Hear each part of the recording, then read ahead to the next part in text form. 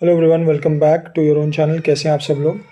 So guys, आज हम लोग बात करेंगे सैटर्न सीरीज़ के एक और वीडियो का। जो सैटर्न सीरीज़ हम कर रहे हैं मून साइन के through for a particular ascendant. किसी भी एक असेंडेंट के लिए डिफरेंट मून साइंस में सैटर्न का ट्रांजिट कैसे रिजल्ट्स दे सकता है, उसके बारे में आज हम बात करेंगे। और आज हम बात करने वाले हैं कैंसर असेंडेंट यानी कि कर्क लगन वालों के लिए।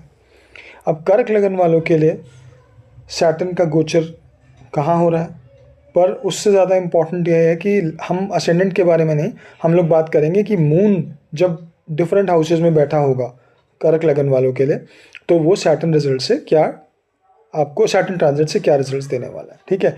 अब अगर आप देखो तो सैटर्न जो है वो इनके 9th हाउस यानी पाइसेस साइन में ट्रांजिट करेगा अराउंड 30 मार्च के आसपास। ठीक है। अब सैटर्न इनके 9th हाउस में ट्रांजिट करेगा, बट हम लोग मून से बात करेंगे। तो लेट्स सी कि मून अगर इनका 2nd हाउस में बैठा हुआ है लियो साइन में, तो वहाँ से क्या रिजल्ट्स हमको लोगों को मिलेंगे इसके बारे में। और फिर हम सब हाउसेज में मून के बारे में बात करेंगे, जैसे कि हमने अब तक की वीडियोज़ में करा है।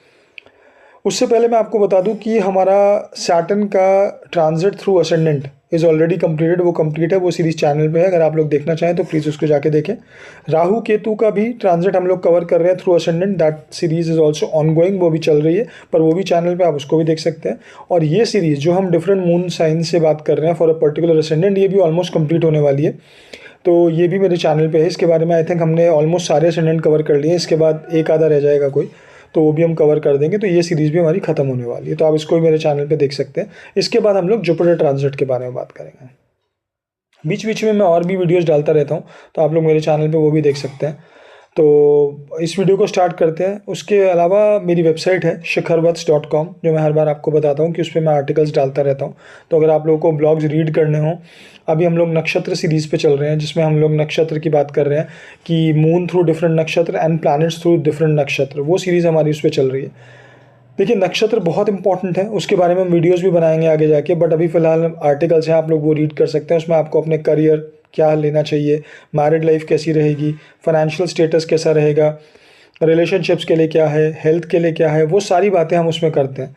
तो आप लोग जाके वो आर्टिकल्स पढ़ सकते हैं। नक्षत्र बहुत इंपॉर्टेंट है किसी भी प्लानट, किसी भी चीज़ों के बारे में एक बारीकी से जानने के लिए।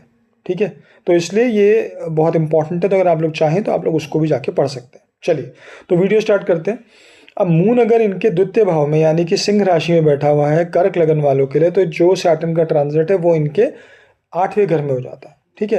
अब 8वें घर में, और यहाँ से देखो हम सिर्फ मून की बात करेंगे, हम इसमें लगन की बात नहीं कर रहे। बट जब आप लोग रिजल्ट देखेंगे तो आप लोग उसमें लगन को भी ब्लेंड करोगे, आप उसमें दशाओं को भी करोगे और ट्रांजिट भी करोगे। नेटल चार्ट, आपके जो प्लैनेट्स बैठे हैं आपके अपने चार्ट में, जहाँ पर भी आपके इनके डिस्पोजिटर बैठे हैं जैसे कि जुपिटर और सन, और जहाँ पे आपका सैटर्न का एक्चुअल पोजीशन होगी, वो सब आप लोग देखोगे और तब उसके रिजल्ट्स आप लोग रिफाइन करोगे। बट ये जेनरिक क्या क्या ये चीज़ें होंगी वो मैं आप लोगों को बता रहा हूँ। तो चंद्रमा जब इनके 8वें, चंद्रमा से 8वें घर में शनि का गोचर हो रहा है, तो यहाँ पर आप एक्सपेक्ट कर सकते हो कि कुछ ना कुछ सडन अप्स एंड डाउन्स आएंगे इमोशंस को। ठीक है। और वो किस रिलेटेड हो सकते हैं, वो 9th हाउस से रिलेटेड हो सकते हैं, बिकॉज यहाँ 9th हाउस में जा रहा है। ठीक है। सो 9th हाउस की एनर्जी कहीं ना कहीं सैटर्न लेके आएगा अपने साथ। सैटर्न बैठा कहाँ है, उससे भी एनर्जी लेगा, बट फिलहाल 9th हाउस की लेगा। अब 8th हाउस है, तो वो आपको कहीं ना कहीं अकल्ट की तरफ, एस्ट्रोलॉजी की तरफ, स्टॉक मार्केट की तरफ, ऐसे प्रोफेशंस में ले जाने का या ऐसी तरफ आपके रुझान बढ़ाने की कोशिश करेगा। ये ज़रूरी नहीं है कि आप प्रोफेशन में जाओ, ये भी हो सकता है कि आपका रुझान बढ़ने लगे, आप एस्ट्रोलॉजी सीखने की तरफ जाने लगो, या एस्ट्रोलॉजर से ज़्यादा मिलने लगो, या स्टॉक मार्केट की तरफ ध्यान देने लगो। ठीक है, नहीं ज़रूरी है कि आप उसे एज ए प्रोफेशन लोगे, बट ये भी हो सकता है कि आप लोग उधर की तरफ आपका एक झुकाव हो जाए अगले 2.5 साल के लिए, और वैसी स्थिति आपकी बन सकती है। ठीक है। देखो, अभी मैं और चीज़ों की बात नहीं कर रहा हूँ। अगर देखा जाए तो यहाँ पर इस टाइम अगर आप देखोगे तो आपका 9th हाउस में और 3rd हाउस में राहु और केतु भी बैठे होंगे जब सैटर्न ट्रांजिट करेगा। ठीक है। तो यहाँ पर और भी चीज़ें रिफ्लेक्ट करेंगी, but we are not talking about those things, we are just talking about कि सैटर्न आपका कहाँ बैठा है मून से और वो क्या रिजल्ट देगा। ठीक। एक और चीज़ मैं आप लोगों को बताना चाहता हूँ जो मैंने पहले ही बताई थी। 30 मार्च के बाद लगभग, और उससे थोड़ा आगे 1-2 दिन, लगभग 6 प्लैनेट्स के आसपास पाइसेस साइन में आएंगे गोचर के लिए। वो टाइम से लेके ऑलमोस्ट मार्च एंड से मई एंड तक लगभग ये प्लैनेट्स पाइसेस में रहने वाले हैं। ठीक है। तो यहाँ पर एक मेजर शिफ्ट देखा जाएगा काफ़ी चीज़ों का लोगों की लाइफ में। ओवरऑल मैं बता रहा हूँ, general, not for any particular ascendant, generally आपको बता रहा हूँ कि एक मेजर शिफ्ट आएगा जब आप देखो दो राशियां कितनी इफेक्ट होंगी। वर्गो में केतु बैठा होगा और पाइसेस में आपके लगभग 6 प्लैनेट्स बैठे होंगे, तो टोटल मिला के 7 प्लैनेट इस एक्सिस में आ जाएंगे। तो कहीं ना कहीं एक बहुत बड़ा शिफ्ट देखा जाएगा। वैसे भी पाइसेस जो है वो टुवर्ड्स एंड बोला जाता है उसको, राइट, क्योंकि पाइसेस 12वीं राशि होती है। वहाँ पर एक तरीके से पूरी साइकिल पूरी हो जाती है। जब आप एरीज से शुरू करते हो और पाइसेस पे जाते हो पूरी साइकिल होती है। तो पाइसेस मुक्ति का साइन है। वहाँ पर 6 प्लैनेट्स का बैठना ये काफ़ी बड़ा एक मेजर चेंज, कुछ ना कुछ पूरे एक वर्ल्ड लेवल पे देखा जाना चाहिए। कुछ ना कुछ चेंजेस आएंगे ज़रूर, ठीक। इमोशनली भी आ सकते हैं बिकॉज पाइसेस एक इमोशन साइन है। तो कुछ ना कुछ एक चीज़ें होंगी। तो उस टाइम पीरियड में थोड़ा सा आप लोग सभी ध्यान रखें, मार्च एंड से लेके मई एंड तक, ठीक है। चलिए अब बात करते हैं मून जब इनके 3rd हाउस में बैठा होगा इन द साइन ऑफ वर्गो, ठीक। अब वर्गो में बैठेगा तो सैटर्न वहाँ से 7वें घर में ट्रांजिट करेगा। 7वां मैं हमेशा बोलता हूँ केंद्र जो हो गया, चौथा, 7वां, 10वां, ये बहुत इंपॉर्टेंट होते हैं। ट्राइन बहुत इंपॉर्टेंट होते हैं। ये ट्रांजिट अच्छा माना जाता है। ये आपको ट्रैवल दे सकता है। अब 9th हाउस का भी है, 7th हाउस में भी है, मून भी ट्रैवल है। तो यहाँ पर ट्रैवल के काफ़ी ज़्यादा योग बन जाएंगे और ये लॉन्ग डिस्टेंस ट्रैवल के योग बनेंगे, ठीक है। तो यहाँ पे आपको ट्रैवलिंग का एक अच्छा योग बनता दिखाई देगा। शादी रिलेटेड चीज़ें भी हो सकती हैं। अब देखो उसमें दोनों चीज़ें हैं। अब हो सकता है कुछ लोग मैरिड होंगे तो सैटर्न का ये ट्रांजिट उनकी शादी में दिक्कत भी दे सकता है अगर प्लेसमेंट सही नहीं हुआ। कुछ लोगों को अनमैरिड को शादी के योग भी दे सकता है। तो मैं आपको दोनों पॉसिबिलिटी बता रहा हूँ। तो चीज़ें रिफाइन होंगी आपके अपने चार्ट के अकॉर्डिंग। हर आदमी के लिए ये शादी में प्रॉब्लम नहीं देगा और हर आदमी की शादी कराएगा नहीं, ठीक। और हो सकता है दोनों में से कोई सी भी चीज़ ना कराए, बिजनेस रिलेटेड करा दे 7वें भाव का और चीज़ें, या आपकी पब्लिक इमेज को लेके करा दे जो 7वें भाव की चीज़ें हैं, ठीक है। तो यहाँ पर आपको वो सब चीज़ें मिलने के चांसेस बढ़ जाएंगे सैटर्न के ट्रांजिट में अगले 2.5 साल में। और यहाँ पे सिर्फ मैं मून और सैटर्न की बात कर रहा हूँ और चीज़ों की बात नहीं कर रहा। अभी यहाँ पे राहु केतु भी बैठे होंगे, बाद में और प्लैनेट्स भी आएंगे, फिर वो धीरे धीरे करके गोचर अपने और हाउसेज में जाएगा। पर हम सिर्फ बात कर रहे हैं चंद्रमा और शनि की, ठीक है। तो जब शनि जो है 7वें भाव में जाएंगे चंद्रमा के, तो वो आपके इमोशंस, आपका रुझान 7वें भाव की चीज़ों को लेके जाएगा, जो कि आपकी शादी से, पार्टनरशिप से, बिजनेस से, नए business partner, public image, public से इंटरेक्शन, क्योंकि मासिस का हाउस होता है 7th हाउस, राइट। ये सब चीज़ों में आपका रुझान बढ़ाएगा। ये सब चीज़ों में आपको लेके जाएगा, यहाँ से इमोशनली आपको कनेक्ट कराएगा। अब वो इमोशनली कनेक्ट करा के आपको अच्छी चीज़ें देगा या खराब, वो आपके अपने चार्ट पर डिपेंड करेगा, ठीक है। वो उसको हमें चार्ट बाय चार्ट एनालाइज करना पड़ेगा, ठीक है। अब जब चंद्रमा इनके 4थे घर में यानी कि लिब्रा साइन में आ जाता है, तो लिब्रा साइन से शनि का जो गोचर है वो 6ठे भाव में हो जाता है, ठीक है। अब 6ठे भाव का भी गोचर देखो, वैसे तो 6th, 3rd और 11th में मेलेफिक जो प्लैनेट्स होते हैं वो आपको अच्छे रिजल्ट्स देते हैं, ठीक है। बट ये डिपेंड करेगा आपके अपने चार्ट पे। ओवरऑल यहाँ पे शनि का गोचर बुरा नहीं है, बट जैसे कि सैटर्न की नेचर होती है वो चीज़ों को डिले कराता है। तो अगर आप किसी कोर्ट केस में हो, किसी लीगल इशू में फंसे हुए हो, ठीक है, या आप किसी बीमारी में हो, तो वहाँ पर सैटर्न उसको ठीक होने में या उसको सॉल्व कराने में डिले ज़रूर देगा। तो आप डिले एक्सपेक्ट कर सकते हो, ठीक है। अब डिपेंड करेगा जुपिटर। क्यों जुपिटर? बिकॉज जुपिटर इसका डिस्पोजिटर है। अब अगर इसका डिस्पोजिटर अच्छी स्थिति में बैठा है, इससे सैटर्न के ट्रांजिट जहाँ हो रहा है उससे 6ठे, 8वें, 12वें में नहीं है या और अच्छी स्थिति में है, ठीक है, तो आपको अच्छे रिजल्ट्स मिल सकते हैं। अगर जुपिटर भी खराब हो जाएगा तो और ज़्यादा डिले या परेशानी आप इसमें एक्सपेक्ट कर सकते हो, क्योंकि 6ठा भाव वैसे भी प्रॉब्लम्स का होता है, ठीक। पर वो डिपेंड करेगा आपके जुपिटर के ऊपर, वीनस के ऊपर भी, क्योंकि मून कितना स्ट्रांग है वो वीनस से देखा जाएगा। हम 2 ही प्लैनेट की बात कर रहे हैं ना, चंद्रमा और शनि की। तो इनके डिस्पोजिटर, इनके जो राशि स्वामी हैं उनको देखना बहुत ज़रूरी हो जाता है, ठीक। बट ओवरऑल यहाँ पे 6ठे हाउस से रिलेटेड चीज़ें देगा। हो सकता है आपके मैटरनल अंकल वगैरह से भी आपको थोड़ा सा डिस्टेंस दे दे, या उनके साथ रिलेशनशिप में, अब डिपेंड करेगा। अगर अच्छा है तो रिलेशनशिप ठीक करा सकता है, नहीं तो रिलेशनशिप में कुछ प्रॉब्लम्स या एक रुकावट भी दे सकता है, ठीक। तो वो भी आपको देखना होगा। चलिए, अब अगर इनके 5म भाव में बैठा हुआ है चंद्रमा और 5म भाव से, ठीक है, 5म में ही गोचर हो रहा है शनि का, ठीक। बट 5म भाव में बैठ के यहाँ पे चंद्रमा नीच का हो जाता है। बट सबसे पहली चीज़, चंद्रमा तो नीच का है तो ऑलरेडी इनका चंद्रमा, या इनका ये कह लीजिए थोड़ा सा मन मस्तिष्क से थोड़ी सी चीज़ें इनकी एक प्रॉब्लमेटिक है। एक सोच जो है वो थोड़ी सी फ्रीकी है, या दिमाग बहुत जल्दी जल्दी चीज़ों पे इधर उधर भागता है, क्योंकि चंद्रमा नीच का है, ठीक है। नीच का चंद्रमा प्रॉब्लम ऐसे दे देगा आपको कि आपकी सोच बहुत जल्दी बदलेगी, या किसी चीज़ में एकदम से आप थोड़ा परेशान भी ज़्यादा हो जाओगे। हालांकि ये प्लेसमेंट अच्छी है, 5म में है, ठीक है, और लगन का स्वामी हो गया, तो ये भी आपको देखना होगा। पर हम इन चीज़ों में बात नहीं कर रहे। अब 5म से 5म यानी कि चंद्रमा से 5म भाव में गया है आपका शनि, ठीक है। तो पंचम भाव आपका ट्राइन हाउस हो गया, अगेन अच्छा हो गया। तो यहाँ पे लव रिलेशनशिप, बच्चों को रिलेटेड चीज़ें, ठीक है, आपका स्पेकुलेशन से रिलेटेड चीज़ें, उन सब में आपका रुझान बढ़ाएगा। ठीक। और क्या कहते हैं, यहाँ पर अगर अच्छा प्लेसमेंट है जुपिटर का तो आपको जो लोग चाइल्ड बर्थ एक्सपेक्ट कर रहे हैं उनको चाइल्ड बर्थ हो सकता है। अगर जुपिटर अच्छा नहीं है तो ये सैटर्न का ट्रांजिट वो डिले करा देगा। ठीक है, आपके चाइल्ड बर्थ को लेके कहीं ना कहीं चीज़ें अटका सकता है, डिले करा सकता है, कुछ ना कुछ प्रॉब्लम ला सकता है अगर यहाँ पर आपके जुपिटर का और मार्स का प्लेसमेंट खराब बैठा हुआ है। ठीक। और हो सकता है आप उन चीज़ों को लेकर और डिस्टर्ब रहें पूरे अगले 2.5 साल, अगर क्योंकि वैसे ही आपका मून नीच का है। अगर आपका ये कैंसिलेशन नहीं हो रहा और आपका मंगल जो है वो नीच का नहीं, मंगल अगर आपका खराब भी बैठा हुआ है तो इससे ये हो जाएगा कि आप और ज़्यादा परेशानियाँ आपके ऊपर हावी हो सकती है, आप और ज़्यादा परेशान हो सकते हो इन चीज़ों से रिलेटेड। ठीक। चलिए, अब अगर चंद्रमा आपका छठे भाव में जाता है कर्क लगन वालों के लिए, तो चंद्रमा से चौथे भाव में आपका शनि का गोचर हो रहा है।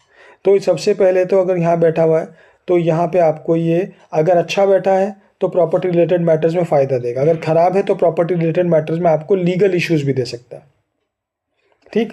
हो सकता है कोर्ट कचहरी के भी धक्के खिलवा दे। क्यों मैं ऐसा बोल रहा हूँ, छठा घर कोर्ट कचहरी का हो गया, ठीक है, और चौथा घर हो गया प्रॉपर्टी का। अब ये मैं मून से बात कर रहा हूँ, लगन की बात ही नहीं मैं कर रहा हूँ कि नौवें नवम में बैठा है शनि बैठा है या क्या हो रहा है क्या नहीं। मैं केवल चंद्रमा की बात कर रहा हूँ। चंद्रमा से चतुर्थ भाव में गया है तो वो कहीं ना कहीं आपको प्रॉपर्टी रिलेटेड चीज़ें, आपके मदर से संबंधित चीज़ें, चाहे उनसे रिलेशनशिप हो, चाहे उनके थ्रू इमोशंस हो, चाहे उनसे रिलेटेड कोई भी चीज़ हो, उनकी हेल्थ रिलेटेड चीज़ हो, तो यहाँ पर आपको वो सारी चीज़ों से ये देगा। व्हीकल रिलेटेड कुछ ना कुछ, ठीक है, या तो आप नया खरीद सकते हो, कंस्ट्रक्शन करा सकते हो अपने घर में, कोई ना कोई ऐसे योग भी बन सकते हैं आपके। ठीक। अब कंस्ट्रक्शन कराओगे या नया घर लोगे या नया व्हीकल लोगे या कुछ और चीज़ें करेंगे, वो डिपेंड करेगा आपका जुपिटर का प्लेसमेंट। और यहाँ पे जुपिटर ज़्यादा इंपॉर्टेंट हो जाएगा क्योंकि दोनों का डिस्पोजिटर जुपिटर है। ठीक है। छठे भाव की और नवम भाव की एनर्जी ज़रूर आएगी क्योंकि वहाँ पे सैटर्न और मून ऑलरेडी हैं, वो कहीं जाएंगे नहीं, तो वो आपको ब्लेंड ज़रूर करना है। बट फिलहाल अगर हम इसे सिर्फ चौथे भाव से देखें तो वो चीज़ें आपको देगा। ठीक है। अब आ जाता है अगर चंद्रमा इनके सप्तम भाव में बैठा तो सप्तम भाव से तीसरे भाव में शनि का गोचर हो रहा है। तो देखो मैंने आपको बताया था तीसरे भाव का और छठे भाव में और 11वें भाव में malefics are always good, they considered as good. ठीक है। बट अगेन डिपेंड करेगा, अगर आपके नेटल चार्ट में कुछ प्रॉब्लम है इन हाउसेस को लेके या इनके डिस्पोजिटर्स को लेके तो डेफिनेटली वो चीज़ें उतनी अच्छी नहीं रहेंगी। बट तीसरे भाव में बैठ के सबसे अच्छी बात ये करता है कि जो लोग बिज़नेस की तरफ जाना चाहते हैं, बिज़नेस के बारे में सोच रहे हैं, ऐसे लोगों का बिज़नेस के चांसेस बहुत बढ़ जाएंगे और इस 2.5 साल में हो सकता है आप बिज़नेस अपना कुछ ना कुछ शुरू कर दो, जो लोग सोच रहे होंगे। ठीक है। बिज़नेस की तरफ ये आपको लेके जा सकता है, आपके सोच, आपके इमोशंस, आपका जजमेंट जो है वो बिज़नेस की तरफ जा सकता है यहाँ पर तीसरे भाव में बैठ के। ठीक। तीसरे भाव में ये अगर अच्छी पोजीशन में है तो आपके छोटे भाई बहनों से आपको रिलेशनशिप अच्छे देगा। अगर अच्छे उसमें नहीं है इनका डिस्पोजिटर या इनकी कंडीशन या ओवरऑल चार्ट की कंडीशन में कहीं ना कहीं कोई प्रॉब्लम, कोई एस्पेक्ट ऐसे आ रहे हैं या कोई ट्रांजिट खराब है, दशा फेवर नहीं कर रही, तो वो रिलेशनशिप आपको परेशानी भी दे सकते हैं। ठीक है। छोटे भाई भाइयों से रिलेटेड चीज़ों में आपको कष्ट भी मिल सकता है, मानसिक, मैं मानसिक कष्ट की बात करूँ क्योंकि चंद्रमा आपके मानसिक कष्टों को देता है, आपके मानसिक रिलेटेड चीज़ों को इंडिकेट करता है चंद्रमा। ठीक है। यहाँ हम लगन की बात नहीं कर रहे, तो मानसिक कष्ट आपको दे सकता है, इमोशनली आपको परेशान कर सकता है, छोटे बहन भाइयों से रिलेटेड। शॉर्ट डिस्टेंस ट्रैवल दे सकता है, बट वही है कि वो शॉर्ट डिस्टेंस ट्रैवल आपके लिए अच्छा रहेगा या ख़राब रहेगा वो अगेन डिपेंड करेगा, पर ये चीज़ें दे सकता है। कहीं ना कहीं कम्युनिकेशन रिलेटेड चीज़ों में आपको थोड़ा सा, अगर अच्छी पोजीशन में बैठा है तो आपको फ़ायदा देगा, करियर भी दे सकता है, नहीं तो वो डिले कराएगा या कम्युनिकेशन में कुछ इश्यूज़ भी दे सकता है। ठीक। चलिए, अब अगर चंद्रमा जो है वो इनके अष्टम भाव में चला जाता है, यहाँ पर दो चीज़ें आ गई। देखो अष्टम में मैं चंद्रमा को वैसे भी थोड़ा सा वीक मानता हूँ, आप लोग जानते हैं क्योंकि वो स्कॉर्पियो का इफेक्ट आ गया, और यहाँ पर चंद्रमा जो है वो एक्वेरियस यानी कि कुंभ में आ गया, तो ये एक तरह की इनकी 7:30 का टाइम भी हो गया। दूसरा, कुंभ में वैसे भी चंद्रमा को मैं इतना अच्छा नहीं मानता क्योंकि चंद्रमा थोड़ा सा यहाँ पे अनस्टेबल रहता है। अनस्टेबल मतलब कभी तो एकदम बहुत खुश, कभी एकदम बहुत ख़राब, तो थोड़ा सा चंद्रमा यहाँ पर इन लोगों का ऑलरेडी एक गड़बड़ है। लगन लॉर्ड है और 8वें में चला गया तो वो एक अलग फैक्टर है, बट अगेन चंद्रमा यहाँ थोड़ा सा वीक कंसिडर करा जाएगा। अब वीक चंद्रमा के साथ, ठीक है, अब दूसरी चीज़ें हैं पर इसमें भी, ये मैं नॉर्मल वीक बोल रहा हूँ। अगर यहाँ पे चंद्रमा आपका सैटर्न नेटल में बहुत अच्छा बैठा हुआ है, ठीक है, जुपिटर बहुत स्ट्रांग है, तो फिर चीज़ें बदल जाएंगी। अब चंद्रमा से शनि द्वितीय भाव में गोचर कर रहा है, तो द्वितीय भाव में जब शनि गोचर करता है तो आपको थोड़ा सा फैमिली से दूर, यानी कि आपको हो सकता है जॉब रिलेटेड कोई प्लेस चेंज दे दे, ठीक है, या आपको वो फॉरेन ट्रैवल भी दे सकता है, बट उसके लिए और हाउसेज और दशाओं को भी देखना पड़ेगा, ठीक है। फिर वो हो सकता है कि आपको इनकम रिलेटेड चीज़ों में अगर सही प्लेसमेंट है तो फ़ायदा देगा, नहीं तो वो डिले या प्रॉब्लम्स या इनकम रिलेटेड आपको कहीं ना कहीं परेशानी देगा, मानसिक तौर पे आपको परेशान रख सकता है सॉरी, आपकी इनकम से रिलेट करके, ठीक। सेकंड हाउस आपके खाने पीने का भी होता है, तो उसका भी थोड़ा सा ध्यान रखें। जब सैटर्न जाएगा तो हो सकता है आप लोग थोड़ा सा इन ईस्ट पूरे 2.5 साल में आप लोगों का जो इनटेक ऑफ फूड है वो एक तरीके से जंक हो सकता है, सूखा फूड जिसे कहते हैं वो हो सकता है, तो उसका थोड़ा सा ध्यान रखिए, क्योंकि वो कहीं ना कहीं फिर स्टमक को ट्रबल दे सकता है, कहीं ना कहीं हेल्थ रिलेटेड इश्यूज भी देता है, ठीक। तो उससे थोड़ा सा आपको ध्यान रखने वाली बात है। ओवरऑल वैसे कोई प्रॉब्लम नहीं है, अगर हाँ आपके प्लेसमेंट्स ही खराब है तो कहीं ना कहीं दिक्कत वो ज़रूर देगा, ठीक है। अब अगर आपका चंद्रमा जो है, ठीक, वो नवम भाव में यानी कि पाइसेस में ही बैठा हुआ है, तो सबसे पहली बात तो आपकी 7.5 शुरू होगी पीक वाली, ठीक है। तो कहीं ना कहीं, और यहाँ पे राहु और केतु भी पहले से ही बैठे हुए हैं, तो कहीं ना कहीं ये थोड़ा सा टाइम एटलीस्ट मई एंड तक आपके लिए इमोशनली और मेंटली थोड़ा सा ओवरवेलमिंग या फिर थोड़ा परेशानी का रह सकता है, ठीक है। आप लोग बर्डन महसूस कर सकते हो इमोशनली, या फिर मेंटली स्ट्रेस ज़्यादा फील कर सकते हो, ठीक है। अब वो किन कारणों से होगा, वो 9th हाउस की एनर्जी भी लेके आएगा, ठीक है। तो 9th हाउस रिलेटेड चीज़ों से भी हो सकता है। अब वो आप चाहे वो आपके फादर के थ्रू हो, चाहे वो रिलीजियस चीज़ों को लेके हो, चाहे वो आपके लक को लेके हो, ठीक है, या ट्रैवलिंग को लेके हो, तो ये सब चीज़ें यहाँ पर वो आपको प्रॉब्लम दे सकता है। पर मानसिक थोड़ा सा यहाँ पर आप लोगों को एक बर्डन या प्रॉब्लम्स देगा, और चांसेस बनते ज़्यादा हैं, और अगर स्पेशली जुपिटर खराब बैठा हुआ है तो फिर चांसेस और ज़्यादा बढ़ जाएंगे, ठीक है। या फिर और कुछ नेगेटिव एस्पेक्ट्स आ रहे हैं यहाँ पे, कुछ आपका और प्लैनेट के खराब दृष्टि आ रही हैं, या ट्रांजिट्स अगर कुछ और प्लैनेट्स के इसको इफेक्ट कर रहे हैं एस्पेक्ट्स वाइज, तो प्रॉब्लम ये क्रिएट करेगा, ठीक है। और फिर आपको वो थोड़ा सा मेंटल ट्रबल या इमोशनली ट्रबल देगा, तो उसका थोड़ा सा ध्यान रखें। पर मई के बाद चीज़ें थोड़ा सा बेटर होंगी।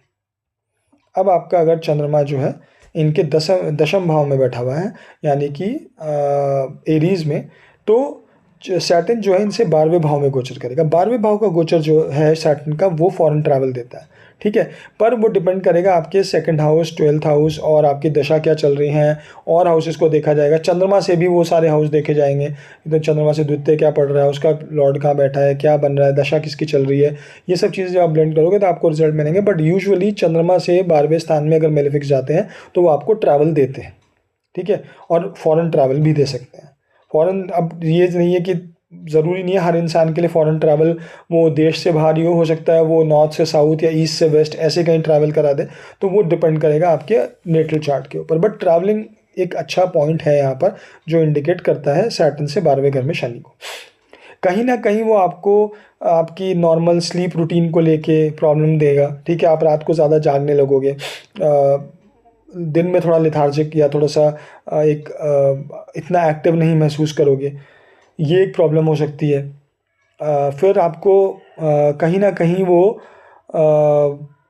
लॉसेस को लेके या ऐसी कोई चिंता आपको मेंटली कहीं ना कहीं वो थोड़े से प्रॉब्लम्स दे सकता है, ठीक, जब वो आपके 12वें भाव में आएगा। 12वें भाव का चंद्रमा से सैटर्न इतना अच्छा नहीं होगा, थोड़े से कहीं ना कहीं जैसे मैंने आपको बताया एक इमोशनल ट्रबल या मेंटल बर्डन आपको रख सकता है, दे सकता है वो, डिपेंडिंग अपॉन वही सब सारी चीज़ें वो आपको देखनी पड़ेंगी जो मैं बार बार बोल रहा हूँ। अब अगर आपका चंद्रमा जो है इनके 11वें भाव में बैठा हुआ है, यहाँ पे चंद्रमा उच्च का हो जाता है कर्क लगन वालों के लिए। अब चंद्रमा तो बहुत स्टेबल आपका बैठ ही गया, सैटर्न भी यहाँ से 11वें भाव में गोचर कर रहा है। 11वें भाव का गोचर अच्छा माना जाता है, क्योंकि वैसे भी सैटर्न 11th हाउस में चाहे लगन से हो चाहे चंद्रमा से अच्छा माना जाता है। दूसरा मैंने आपको बताया था तीसरा 11वां और छठे भाव में मेलेफिक्स और डज गुड, ठीक है। तो यहाँ पर चीज़ें अच्छी बनती हैं। यहाँ पर 11वें भाव से रिलेटेड यानी कि आपका नेटवर्क सर्कल, सोशल नेटवर्किंग, वहाँ पे आपको अच्छी चीज़ें देना, अच्छे लोगों से मिलवाना, एल्डर सिबलिंग से आपके रिलेशनशिप अच्छे होना, ठीक है, ये सारी चीज़ें आपको मिल सकती हैं। अब करियर रिलेटेड कहीं ना कहीं, क्योंकि 11वां भाव गेंस का होता है, तो कहीं ना किसी चीज़ से रिलेटेड गेंस जिनसे आपको हैप्पीनेस मिले, आप इमोशनली अच्छा फील करो, ये सब आपको थोड़ा सा चांसेस देने के इसके योग बनते हैं यहाँ से, ठीक। तो यहाँ से आपको चंद्रमा जो है ये सारी चीज़ें दे सकता है। अब अगर चंद्रमा आपका 12वें भाव में बैठा हुआ है, ठीक है, 12वें भाव में चंद्रमा यहाँ पर बैठा हुआ है मिथुन राशि में, तो चंद्रमा 12वें में, उसके बारे में हम बात नहीं कर रहे, बट यहाँ से सैटर्न का जो गोचर है वो आपके 10वें भाव में है। 10वें भाव का गोचर सैटर्न का बहुत अच्छा माना जाता है, ठीक है। इसमें एक सेकंड, इसमें क्या है, यहाँ पर दशम भाव का मैंने आपको बताया था, केंद्र बहुत इंपॉर्टेंट होते हैं चंद्रमा से, चौथा, 10वां, 7वां, और 10वां बहुत अच्छा माना जाता है क्योंकि वो आपके करियर से रिलेटेड चीज़ों में 10वां बहुत ही स्ट्रांग होता है, केंद्र होता है, चाहे वो लगन से हो चाहे चंद्रमा से। 10वां केंद्र यानी कि 10th हाउस बहुत इंपॉर्टेंट माना जाता है, तो 10th हाउस में ट्रांजिट आपको करियर रिलेटेड अच्छे चेंज देगा। हैविंग सेड दैट, आपको देखना होगा डिस्पोजिटर, बाकी सारी चीज़ें जो मैंने आपको बताई हैं वो बहुत इंपॉर्टेंट होते हैं। देखो, मैं बार बार ये चीज़ बोलता हूँ तो लोगों को लग सकता है कि यार फिर पॉइंट ही क्या है बोलने का। नहीं, पॉइंट इसलिए है बोलने का कि अच्छा तो होता है, बट योग खराब होते हैं, योग कैंसिल होते हैं, तभी लोगों को क्या प्रॉब्लम आती है कि अरे यार हमारा तो यहाँ से योग अच्छा बता रहे हैं पर हमें तो वो चीज़ें मिल नहीं रही। वो क्यों नहीं मिल रही ये समझना बहुत ज़रूरी है। अगर आपके डिस्पोजिटर्स वीक हैं, आपकी दशा आपको सपोर्ट नहीं कर रही है, ठीक है, या और ट्रांजिट खराब कर रहे हैं, किसी और प्लैनेट के एस्पेक्ट्स उसको कैंसिल कर रहे हैं। 10वें घर में चंद्रमा से शनि का गोचर अच्छा है, बट क्या वो और सारी चीज़ें सपोर्ट कर रही है? अगर उनमें से मैक्सिमम चीज़ें सपोर्ट नहीं कर रही तो ये गोचर अच्छा नहीं होगा आपके करियर के लिए, या आपके करियर के लिए चलो खराब भी नहीं तो आपको बहुत अच्छी जॉब चेंज, बहुत अच्छा पद प्राप्ति या प्रमोशंस, ये सब चीज़ें नहीं देगा, ठीक है। वो देगा तब जब सारी चीज़ें मैच करेंगी, इसलिए वो चीज़ें देखनी बहुत इंपॉर्टेंट हो जाती है हमारे यहाँ। But overall in general terms it is a good transit from moon, ठीक है, 10th हाउस का। चलिए, अब जब आपका चंद्रमा जो है वो आपके लगन में आ जाता है तो यहाँ पर दोनों लगन सेम होगा। सबसे पहली बात तो 9th house will become very important. 9th house यहाँ पे आप लोगों के लिए बहुत ही महत्वपूर्ण, बहुत इंपॉर्टेंट हो जाता है गोचर के हिसाब से, क्योंकि दोनों ही लगन से आपका 9वें भाव में गोचर कर रहा है। तो 9वें भाव रिलेटेड चीज़ें, वैसे तो ट्राइन है, वैसे ही अच्छा गोचर है, बट यहाँ से आपके फादर रिलेटेड चीज़ें, long distance travel, foreign travel, ठीक है, फिर आपका भाग्य रिलेटेड चीज़ें हैं। तो ये सब चीज़ें जो हैं आपके लिए लाइफ में बहुत इंपॉर्टेंट है। रिलीजियस ट्रैवल ज़्यादा हो सकते हैं, गुरुओं के पास जा सकते हो, फादर के पास जा सकते हो, ठीक है, फादर को लेके एक इमोशनल कनेक्ट बन सकता है आप लोगों का ज़्यादा, ठीक। अगर ख़राब है तो उल्टा हो सकता है कि डिस्कनेक्ट हो जाएगा, चीज़ों में डिले आ जाएगा, फादर की हेल्थ रिलेटेड इश्यूज़ हो सकते हैं, वो आपको मेंटल ट्रबल या मेंटल परेशानी या इमोशनल ट्रबल्स दे सकते हैं, ठीक है। रिलीजियस प्लेसेस पे ना जाना हो और ज़्यादा उनसे कटने लगे, वो सब चीज़ें होगा अगर नेगेटिविटी होगी या नेगेटिव चीज़ें ज़्यादा बैठी होंगी। तो इस तरीके से आप लोग अपने चार्ट में देखें और उसको समझें क्या वो है और क्या दिखा रहा है, ठीक है। सो चलिए गाइस, यहाँ पर ये वीडियो पूरा होता है। ये मेरा एक एनालिसिस था कर्क लगन यानी कि कैंसर असेंडेंट वालों के लिए। जब आपका चंद्रमा डिफरेंट हाउसेस में बैठा है तो वहाँ से सैटर्न का ट्रांजिट आप लोगों को कैसे रिजल्ट दे सकता है। बट मैं बार बार आप लोगों को वही बात बोलता हूँ कि चीज़ों को मिक्स करना पड़ेगा, एनालिसिस करके तभी रिजल्ट निकलेंगे। अगर सिर्फ एक ब्लैक एंड वाइट चीज़ समझ के उसको एज इट इज़ देखा जाए कि 9वें घर का गोचर या 10वें घर का गोचर अच्छा है, तो ऐसा सबके लिए नहीं होगा। या यहाँ से मेरा ऑन साइड ट्रैवल दिखा दे रहा है तो सबको नहीं मिलेगा, ठीक है, उन्हीं को मिलेगा जिनकी चीज़ें सपोर्ट कर रही होंगी। तो वो आप लोगों को अपने अपने चार्ट्स में चेक करके एनालाइज करना पड़ेगा, और जो जो चीज़ें मैं आपको पॉइंट बताता हूँ वो सारी चीज़ें आपको एनालिसिस करने पड़ेंगी, ठीक है। सो चलिए, अगर आप लोग मेरे चैनल पर नए हैं तो प्लीज़ चैनल को सब्सक्राइब करें। ऐसे ही बहुत अच्छे वीडियोस के लिए मैं शॉर्ट्स भी अपलोड कर रहा हूँ, वीडियोस भी अपलोड कर रहा हूँ, आप लोगों के लिए आर्टिकल भी डाल रहा हूँ। तो चैनल को सब्सक्राइब करते रहें, वीडियो को लाइक करें, शेयर करें, कमेंट करें। चलिए, see you in the next video. Thanks guys.